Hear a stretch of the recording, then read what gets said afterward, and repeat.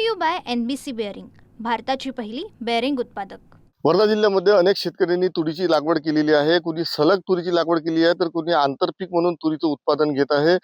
सध्या तुरीचं पीक बहरू लागलेलं आहे। सध्याच्या परिस्थितीमध्ये तुरीला शेंगा लागलेल्या आहेत, फुलं देखील मोठ्या प्रमाणात आहे। मात्र अशा परिस्थितीमध्ये काही दिवसातच तुरीचं पीक काढण्यात येणार आहे। मात्र अशा परिस्थितीमध्ये वन्य प्राण्यांचा मोठा उपद्रव शेत शिवारामध्ये सुरू आहे आणि रानडुकरांनी उपद्रव सुरू केलेला आहे आणि या रानडुकरांच्या उपद्रवामुळे तुरीचं पीक अक्षरशः जमीनदोस्त होत आहे।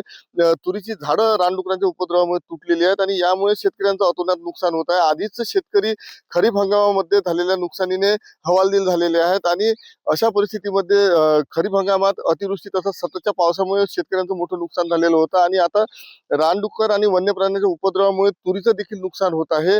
अशीच परिस्थिती जिल्ह्यातील वेगवेगळ्या भागामध्ये असल्याचं शेतकऱ्यांकडून सांगण्यात येत आहे। एकूणच या नुकसानीमुळे शेतकरी हवालदिल झालेले आहेत आणि शेतकऱ्यांना दिलासा मिळण्यासाठी वन विभागाने वन्य प्राण्यांचा बंदोबस्त करण्यासह शेतकऱ्यांना मदत द्यावी अशी मागणी होत आहे। महेश गुंजाळ, TV9 मराठी, वर्धा।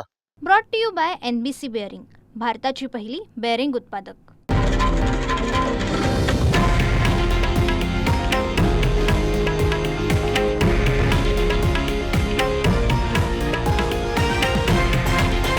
हे आहे देशातील नंबर 1 न्यूज नेटवर्क आणि आपण पाहत आहात TV9 मराठी, एकमेव।